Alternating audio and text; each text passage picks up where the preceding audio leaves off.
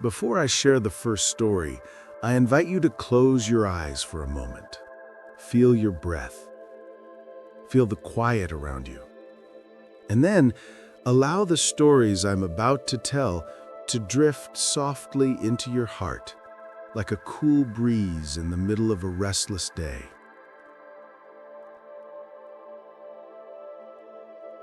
The tea bowl in the rain.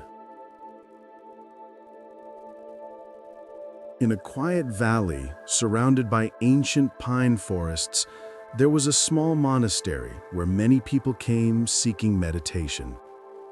Among the monks lived a respected Zen master named Master Rowan. He rarely taught through long sermons. Instead, he offered lessons through silence, observation, and the gentle flow of daily life. One early monsoon morning, a young man named Ethan arrived at the monastery. Ethan was intelligent but deeply anxious. He brought many books, many questions, and a burning desire to become enlightened as quickly as possible. The moment he saw Master Rowan, Ethan began asking, "Master, how can I attain enlightenment? How do I let go of suffering? My mind is always full of thoughts. I can't silence anything inside me." Master Rowan simply smiled. "First," he said, "sit and have a cup of tea with me." Ethan reluctantly sat down. Outside, rain began pouring heavily, the sound blending with the wind like a natural orchestra. Rowan poured tea into Ethan's bowl, and Ethan hurried to drink it, his hands trembling. "Tell me," Rowan asked softly, "did you taste the tea?" "Yes, but my mind is still restless," Ethan replied. "I can't calm down." Rowan nodded. "You're like a sky full of storms. Come with me." He led Ethan to the courtyard. On a stone table lay a tea bowl turned upside down, rainwater sliding off its surface. "Look at the bowl," Rowan said. Ethan stared, puzzled. "This bowl is like your mind, closed, tight. No matter how much wisdom falls upon it, nothing enters." Rowan quietly turned the bowl upright. "But if the bowl is open, it naturally receives the rain." Ethan asked, "But how do I open my mind?" "You don't need to force it," Rowan said. "You only need to stop resisting." Then he left Ethan alone under the eaves, the bowl in his hand. Ethan placed the bowl before him and listened to the rain dripping into it. At first, his thoughts raced, his fears, his failures, his future. But slowly, the rhythm of the rain softened everything. He felt the cool breeze on his skin, the earthy scent rising from the ground, the whisper of pine needles. He realized, "My mind isn't always a storm. I just never look deeply enough." When the rain stopped, Ethan returned to the monastery. "Master," he said softly, "I think I understand. Enlightenment isn't something I can force. Peace comes when I allow things to be as they are." Rowan smiled gently. "The moment you stop trying to be perfect, Ethan, you come closer to awakening." Ethan bowed. "But I still feel anxious at times." Rowan replied, "Anxiety is not the enemy. It is simply rain on the lake. Water becomes clear when we stop stirring it." He handed Ethan the bowl filled with rainwater. "Keep this. When your mind is troubled, look at it, and remember, peace comes when we stop resisting the flow." Years later, Ethan became known for his calm wisdom. When people asked how he found such serenity, he always said, "I simply learned not to keep my bowl upside down." Story: The Lantern of the Wind. In a mountain town surrounded by mist and pine forests, there stood a small monastery where young people came to learn meditation. Among the monks lived a Zen master named Master Olden, known for his gentle voice and deep insight. One cold winter morning, a young woman named Lily arrived at the gate.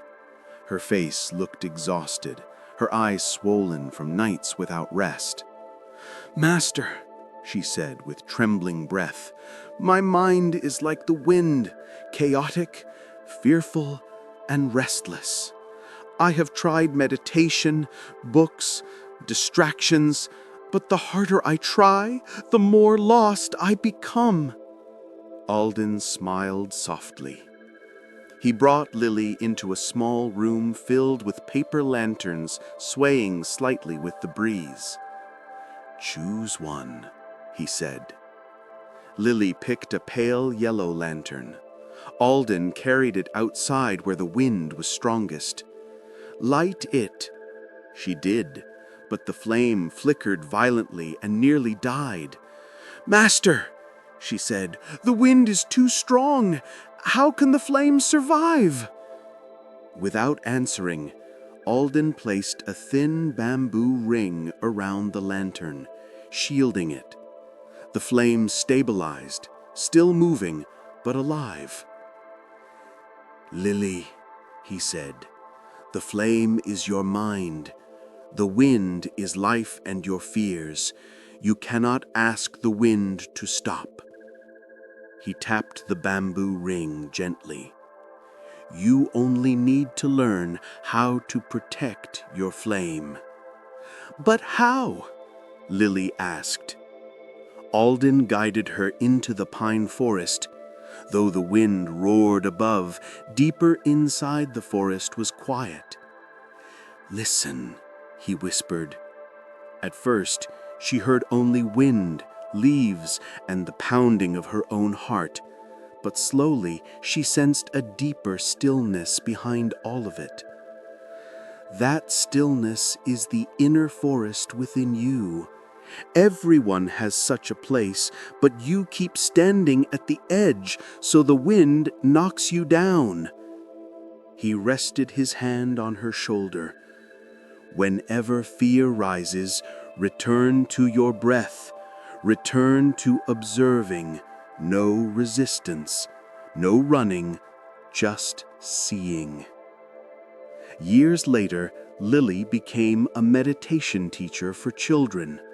Whenever someone asked why she remained so calm, she would say, "I simply learned how to keep my lantern lit, no matter how strong the wind blows."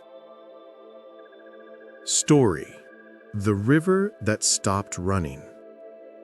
In a quiet valley surrounded by hills, there flowed a wide river known as Silent River.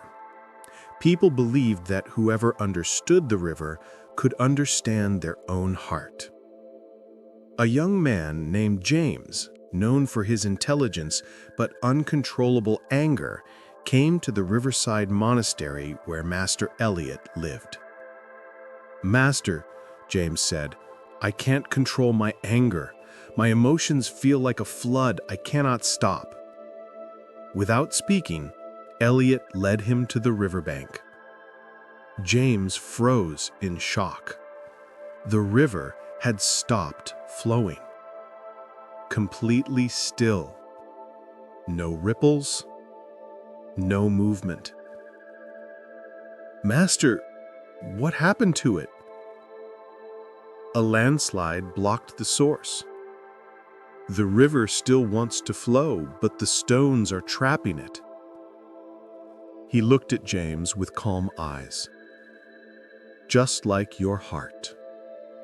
James swallowed hard. "When the heart is full of stones, Old wounds, unsaid words, expectations, anger.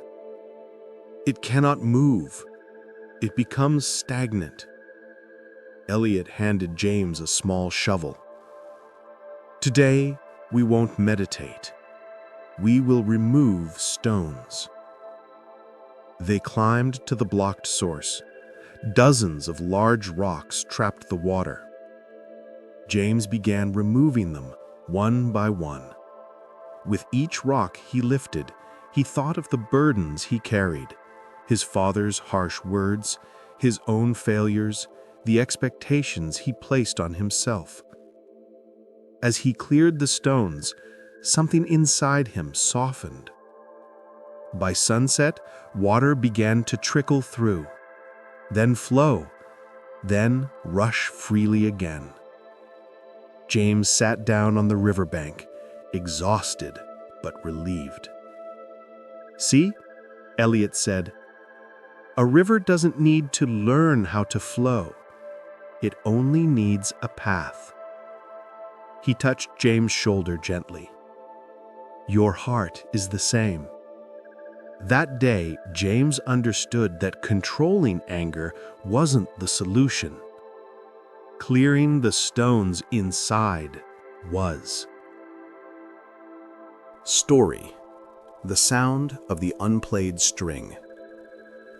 In a quiet village near a steep cliff lived a Zen master named Master Finn. Outside his small hut sat an old lute. Its strings were worn, its wood faded, but strangely, no one had ever heard Finn play a single note. One afternoon, a young man named Noah came to visit the master. He bowed and said, "Master, I'm always restless. I want to succeed, to surpass others, to be admired, but the more I chase, the more empty I feel.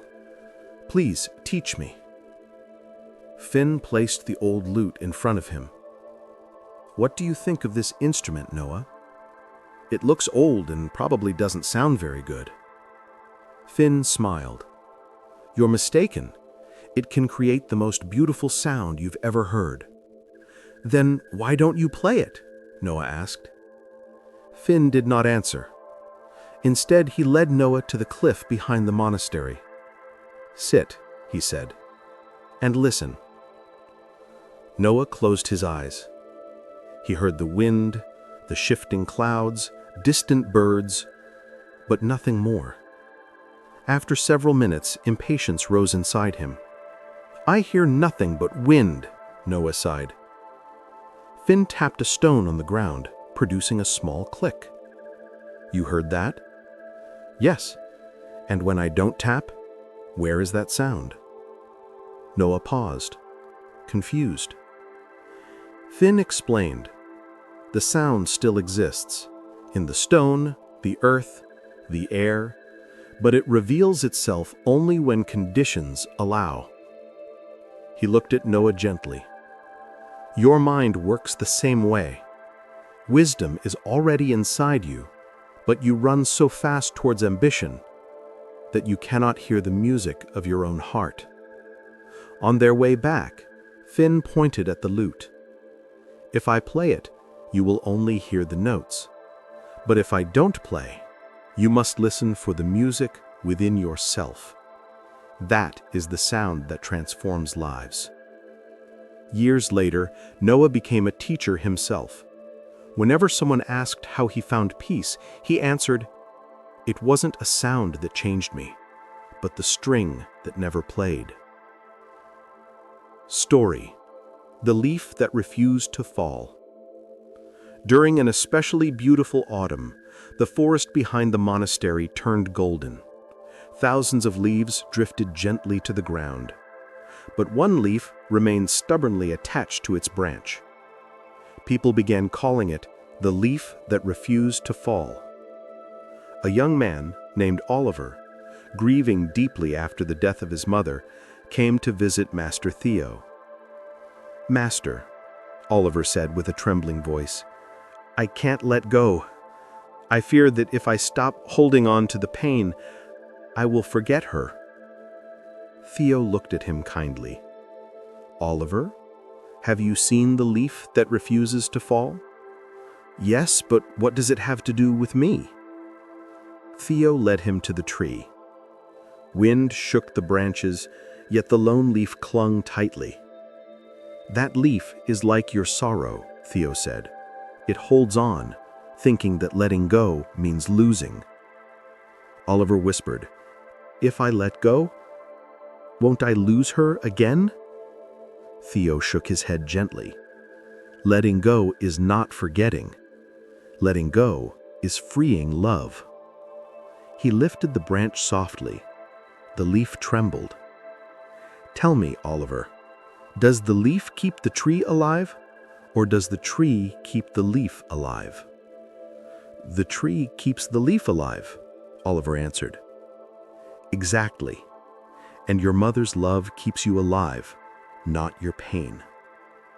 A gust of wind blew. The leaf finally drifted downward. Oliver began to cry. But this time the tears felt lighter, warmer, like a river finally flowing again. Theo said, "A falling leaf does not diminish the tree, and healing does not diminish love." That day, Oliver let his grief fall like a leaf returning to the earth, and for the first time in months, the light found its way back into his heart. Story: The Quiet River. Ethan was a young scholar, brilliant, ambitious, and utterly incapable of resting. To him, life was a ladder: climb it fast, climb it high, or be left behind. He believed peace was for the unmotivated, and calmness was simply another word for stagnation. After months of exhaustion and constant pressure, Ethan sought the monastery where Master Orion lived. The moment Orion saw Ethan, he noticed the young man's restless eyes, like a lake disturbed by unending winds. "Master, I've come to learn meditation and awakening," Ethan said.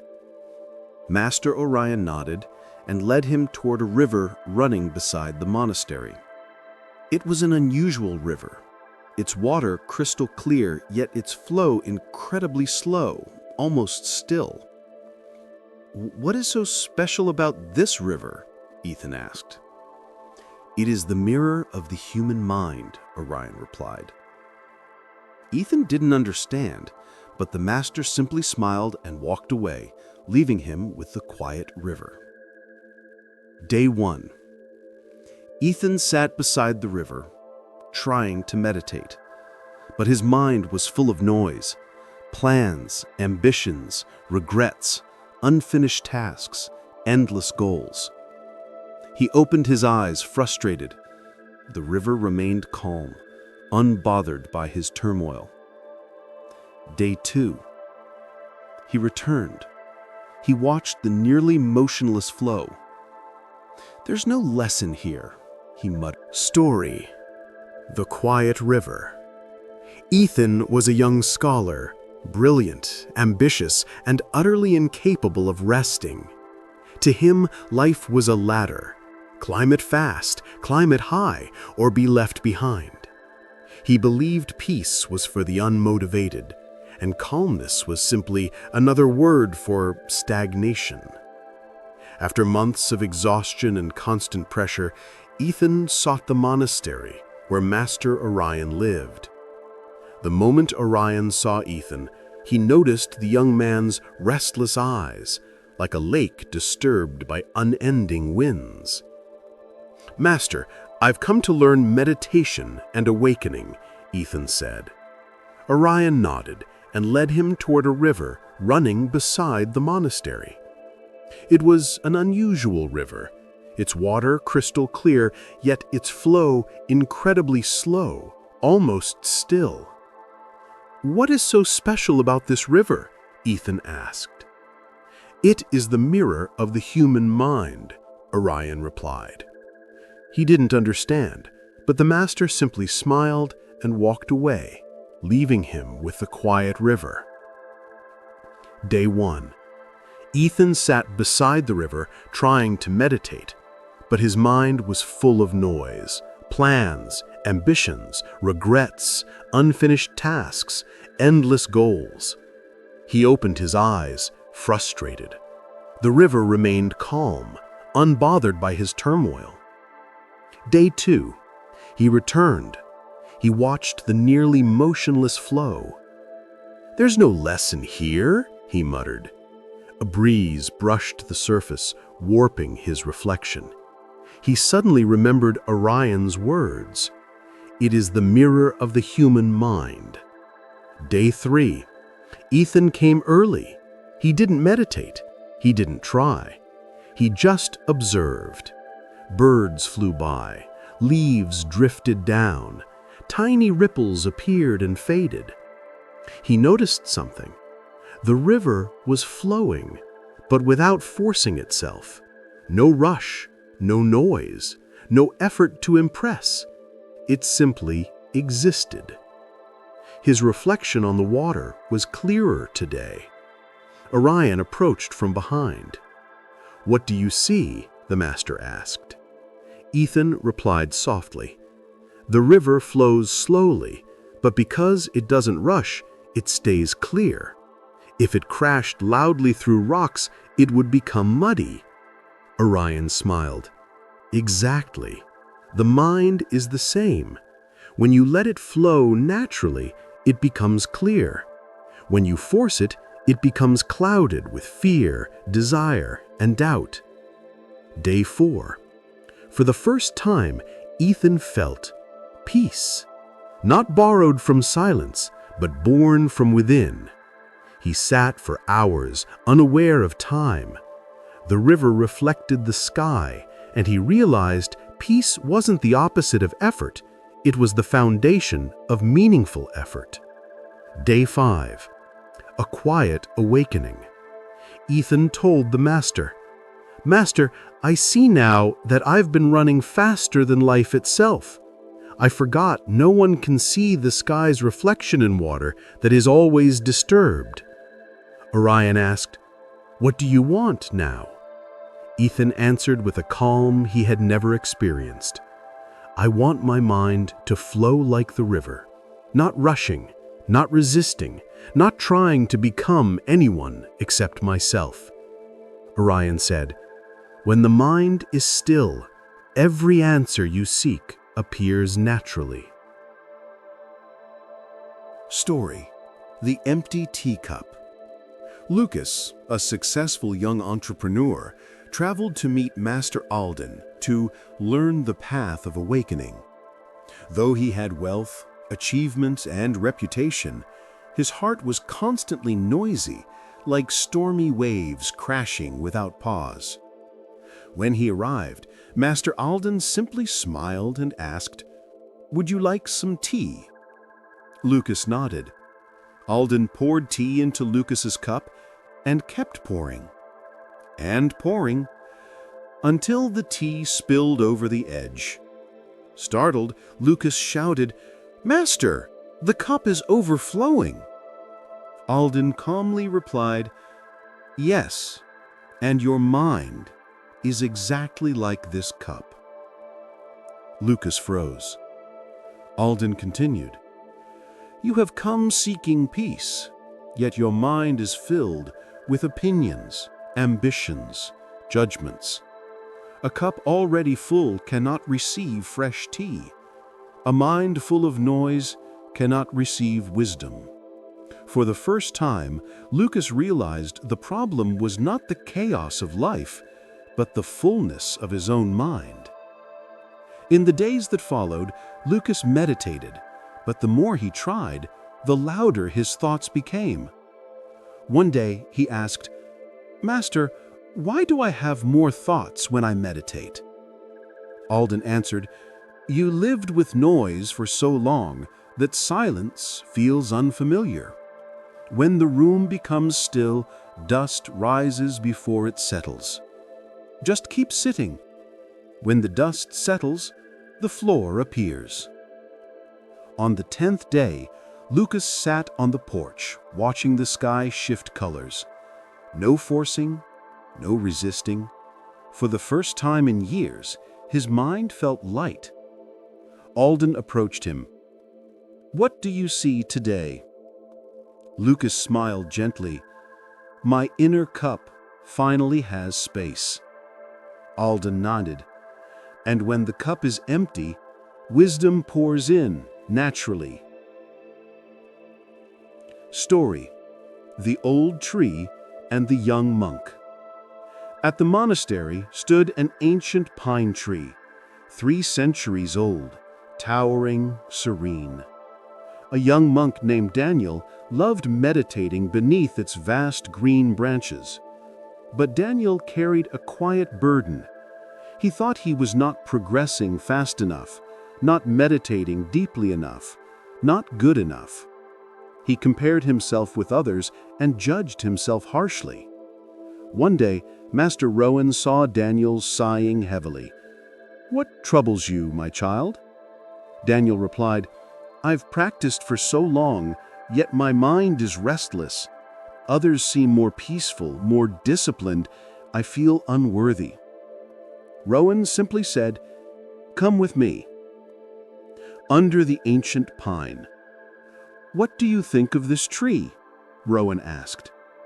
Daniel said, "It's strong, beautiful, grounded, peaceful." Rowan nodded.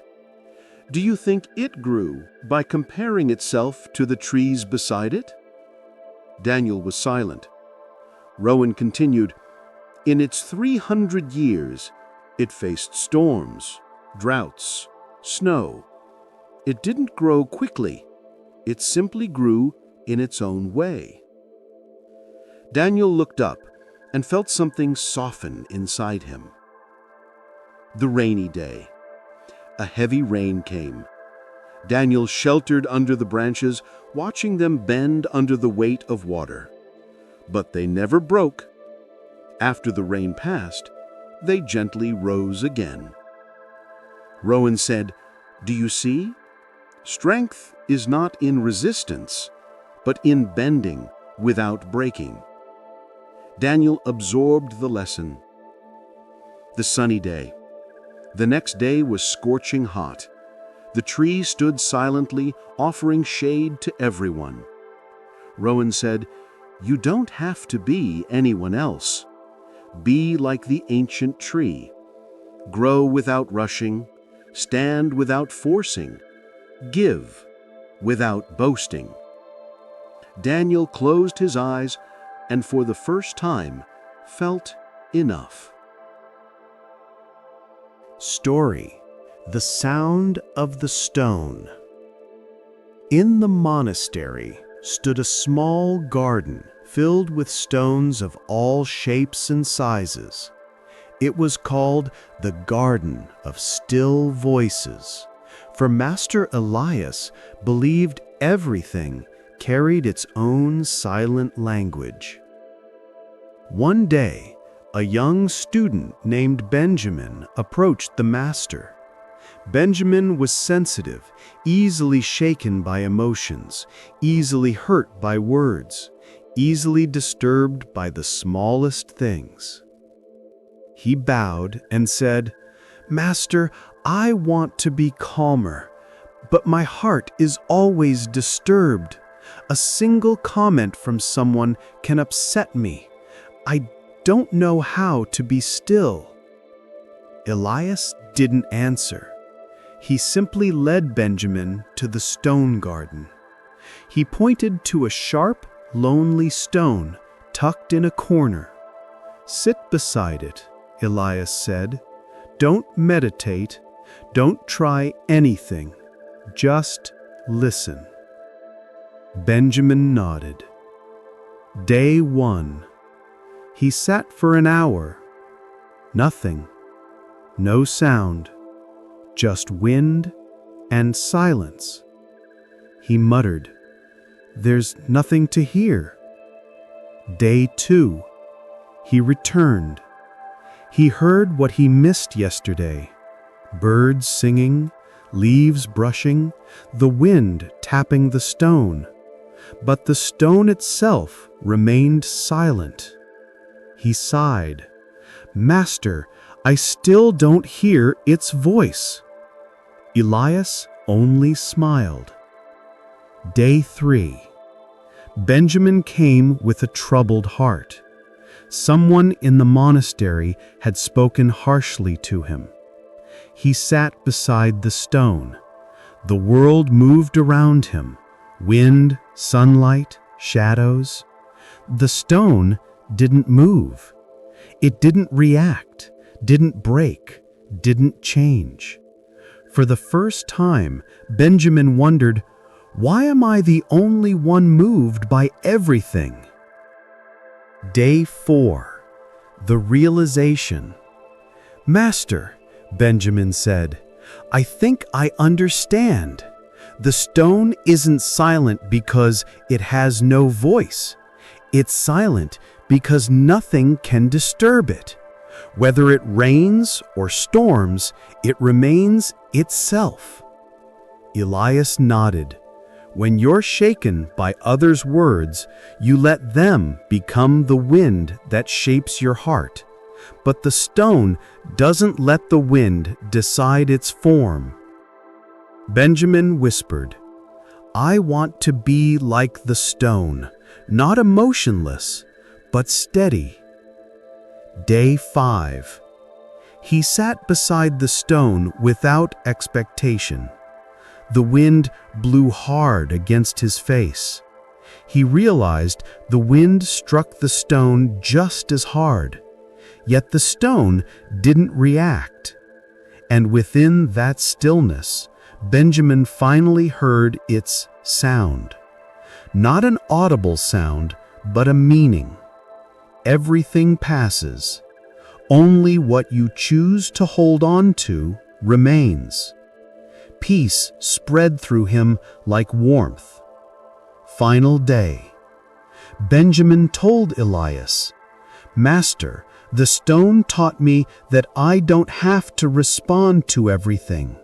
Silence can be a choice, and a powerful one." Elias replied, "And when you choose silence wisely, wisdom speaks for you." Story: The Sound of the Empty Cup. In a small village at the base of Mount Aruna lived a young man named Ethan, known for his intelligence and his hunger for knowledge. But he was also quick-tempered, loved to argue, and defended his opinions fiercely. One day, Ethan heard that an old Zen master named Master Rowan lived atop the mountain, someone people believed carried wisdom that could change a person's life. Without hesitation, Ethan set off to meet him. The mountain path was winding, and cold winds lashed against his face. But he continued climbing, driven by a strange excitement, as if each step was guiding him toward an answer he had long searched for. At last, he reached the humble hut of Master Rowan. Ethan bowed and said, "Master, I've come to learn from you. I've read many books and studied many teachings, yet my heart still feels restless. Please guide me." Master Rowan looked at him with calm, penetrating eyes. Instead of responding, he poured tea into 2 cups, one for Ethan, one for himself. "Drink," he said. Ethan took a sip, then immediately began talking with eagerness. "Master, I've studied meditation, Buddhist scriptures, and Eastern philosophy, but I still feel something is missing. I think I need more knowledge to fully understand life." While Ethan spoke, Master Rowan began pouring more tea into his cup. The tea rose to the brim, then spilled over, dripping down the table. "Master, it's overflowing," Ethan exclaimed. But Master Rowan continued pouring for a moment longer before saying softly, "Just like this cup, you have come here filled with your own views, conclusions, and certainties. Though you say you want to learn, your mind is already too full to receive anything new." Ethan fell silent. It took him a few moments to truly grasp the meaning. "But Master, how do I know whether my mind is empty or full? Master Rowan set down the teapot and asked, "When someone says something different from your beliefs, what do you do?" Ethan answered honestly, "I usually argue, because I think I've learned enough to know what's correct." The master nodded. That is the fullness of the mind. When someone believes they already know, every door to wisdom closes. After a quiet pause, he added, "Go down the mountain for 3 days. Live quietly, speak little, do not argue, just listen. When you return with the mind of an empty cup, then I will teach you what you seek." Ethan obeyed. Those 3 days were not easy. He had to restrain the urge to debate, to express his ideas. But the quieter he became, the more he saw what he had missed. Some people spoke little, but understood more than he did. Some things he thought he knew turned out to be only surface knowledge. When 3 days passed, Ethan returned and bowed deeply. "Master, I believe my cup has emptied a little." Master Rowan smiled, filled a new cup of tea, and said, "Then now we may begin." In that moment, Ethan realized that the first and perhaps greatest lesson was not knowledge itself, but the letting go of knowing so the heart could open. As these stories come to an end, we begin to see that true wisdom does not hide in distant mystical realms. It lives quietly in our breath, in our footsteps, in the simplest moments of our everyday life.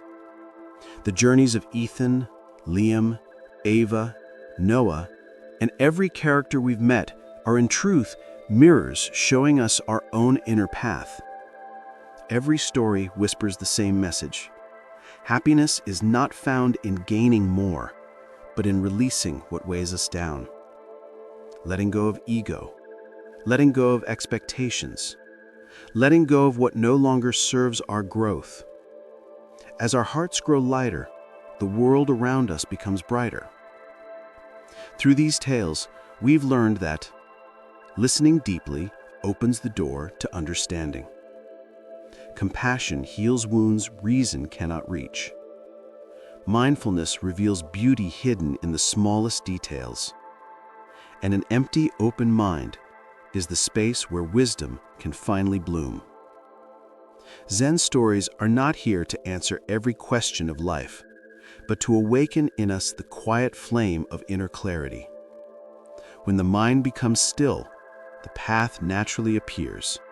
However slow, however long, it will always lead us back to our truest self. So as you leave these stories behind, may you carry not my words, but the peace, the clarity, and the kindness that have begun to grow within you. May your journey continue with a lighter heart, an open mind, and a gentle, peaceful smile.